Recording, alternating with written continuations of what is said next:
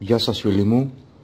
Σήμερα έχω έτσι ένα διαφορετικό βίντεο να σας δείξω και είναι για μια εφαρμογή που μου είπαν, και η εφαρμογή αυτή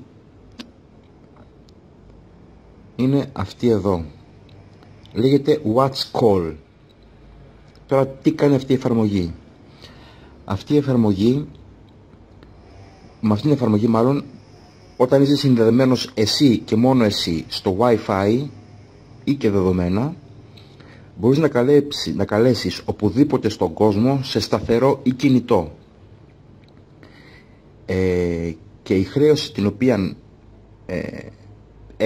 χρεώνεσαι μάλλον με τις μονάδες που βλέπετε πάνω εδώ, τα credits, που εγώ αυτή τη στιγμή είναι 7.880.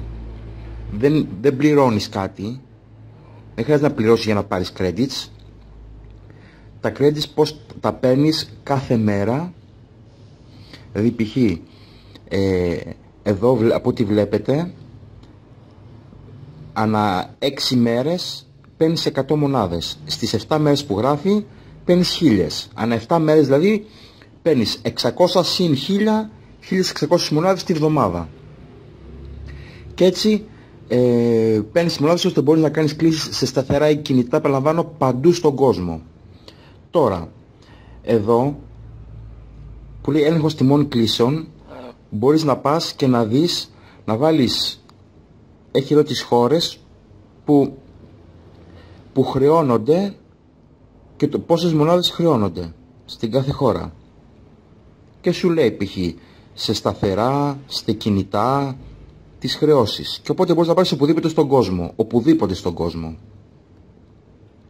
Βέβαια υπάρχει και υπάρχουν και αυτοί εδώ οι τρόποι που βλέπετε, που λένε να ανακαλύπτεις κάποιες εφαρμογές 5-30, όταν κάνεις πρόσκληση φίλων παίρνεις 1000 για τον κάθε φίλο, και γενικά ούτω καθεξής, που εγώ αυτά δεν έχω κάνει κανένα.